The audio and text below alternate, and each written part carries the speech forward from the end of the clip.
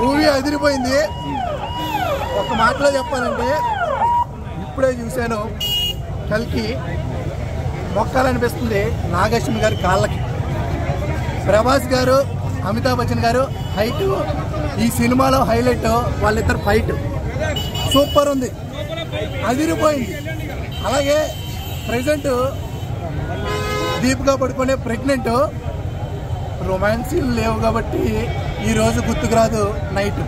అలాగే పవన్ కళ్యాణ్ గారికి సన్నం అకిరానంద్ యాక్టింగ్ ఎలా తీశాడో కమల్ హాసన్ సూపర్ ఉంది బాగా, నిజంగా 3Dలో చూశాను, సూపర్. ప్రభాస్ గారికి ఎంట్రీ గేట్ వచ్చేసింది హాలీవుడ్కి. ఇక ఈ సినిమాతో హాలీవుడ్ బద్దలైపోతుంది, అదనమాట. ఇంకా ఈ సినిమాలో 2 అద్భుతాలు ఉంటాయి.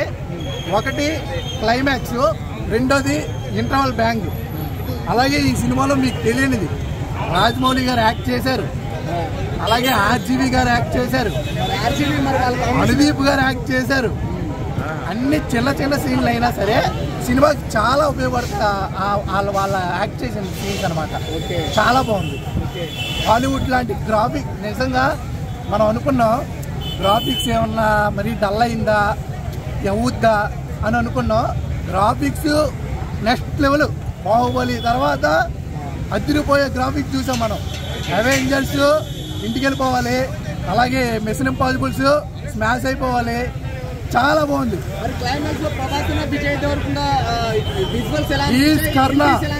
ఈజ్ కర్ణ సినిమాలో అదరగొట్టేశాడు నిజంగా. ఇంకోటి చెప్పాలి, చాలా మంది యాంటీ ఫ్యాన్స్ ఉన్నారు, వాళ్ళ గురించి చెప్తున్నా. విజయ్ ఎంట్రీ ఎలా అనిపించింది? విజయ్ ఎంట్రీ చాలా బాగుంది. విజయ్ ఎంట్రీ బాగుంటది, కానీ 2 minutes ఉంటాడు విజయ్ దేవరకొండ, అదరగొడతాడు. ఫైట్ అనమాట, ఫైట్ సీక్వెన్స్. ఒకటైతే చెప్తున్నా, చాలా మంది యాంటీ ఫ్యాన్స్ ఉన్నారు కదా, వాళ్ళు మన సినిమాలు వచ్చేటప్పుడు చాలా తప్పుగా రివ్యూలు రాస్తున్నారు. ఆ రివ్యూలు రాసే వాళ్ళకి వాళ్ళ వల్ల సినిమా పాడైపోతుంది. గుంటూరు గారు అలాగే చెడగొట్టారు. అలా యాంటీ ఫ్యాన్స్ని మీరు ఎంకరేజ్ చేయకుండా మంచి రివ్యూ తీసుకుని మంచిగా పాపులర్ చేయాలి, సినిమా బాగుండాలి, సినిమా బతకాలి. Thank you very much. Bye bye. 8,000 కోట్లు ఓటచ్చు అనుకుంటున్నాను నేను. నార్మల్గా ఇప్పుడు వెళ్తేనే ఎంత సంపాదిస్తాను తెలియదు, అది ఎంత సంపాదిస్తే మనకు ఎంత తెలిసింది ఊహలో అని చెప్పి. Thank you. కలిపి మూవీ అంటే ఇంక చెప్పక్కర్లేదండి, మాటలు రావండి. అందులో ఉన్నంత సేపు నేను అందులో నీలమైపోయినా, ఒక్కొక్క టైం ఏంటి ఇంకా అగ్ని పర్వతం లెక్క ఉంది. ఎలా అంటే ఇంకా కన్నీళ్ళు వచ్చేసినాయి. ఆ సినిమా కోసం ఇన్నాళ్ళు వెయిటింగ్ చేశాను అనిపించింది. కలిపి సినిమా ఎప్పటి నుంచో వెయిటింగ్, ఫస్ట్ నేను టికెట్ తీసుకోవాలని చెప్పి టికెట్ ఎప్పుడో బుక్ చేసుకుని మరీ పిల్లల్ని అర్థం చేసుకోండి. ఈ సినిమా మాత్రం నా మైండ్ బ్లోయింగ్. నాకు ఇన్నాళ్ళు వెయిటింగ్ చేసినందుకు ప్రభాస్ గారు మంచి సినిమా ఇచ్చారు. లవ్ యూ ప్రభాస్ బాబా, అమ్మ లవ్ యూ. ఈ సినిమా కోసం నేను చచ్చి వల్ల వాళ్ళ దేవైపోయిన వల్ల నాకు ఈ సినిమా చాలా నచ్చింది. ఈ సినిమా కూడా కాదు, రియల్. నేను అందులో మునిగిపోయినట్టు నమ్ముతారా?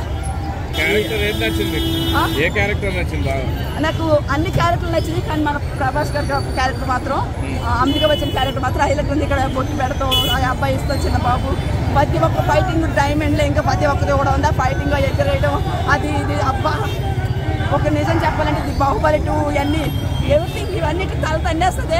నిజంగా ఈ సినిమా ఎంత అంటే బాలీవుడ్ బాలీవుడ్ మొత్తం ఈ సినిమా చూసి ఇంకా పడి చచ్చిపోతారు. ఇంకా నిజంగా మన ప్రభాస్ గారికి శత్రులు ఎక్కువతారు, ఎందుకంటే ఈ సినిమాలో ఒక రేంజ్కి వెళ్ళిపోతాడు ఆయన. ఎవరికి అందరూ అంత సినిమా అంత హైలైట్ ఉంది. లేదు, చూసి కొద్ది చూడాలి చూడాలి చూడాలి చూడాలి చూడాలి అనిపి సినిమాలో ఉంది. ఒక్కో బిట్ ఒక్కో టైమే. క్లైమాక్స్ ఎలా ఉందండి? క్లైమాక్స్ కూడా హైలైట్ ఉంది, కానీ ఇంకా ఈ సినిమా అయిపోయిందా అనిపించింది. కానీ ఎంత బాగుందంటే ఇన్నాళ్ళు వెయిటింగ్ చేసినందుకు మంచి సినిమా ఇచ్చాడు మన ప్రభాస్. వీళ్ళందరిలో acting number 1 character. Amitabh Bachchan అయితే ఇంక చెప్పక్కర్లేదు. అతను పర్ఫార్మెన్స్ ఒక రేంజ్, ఒక దేవుడు దిగొచ్చినట్టే ఉన్నాడు. అతను ఫీట్ 5.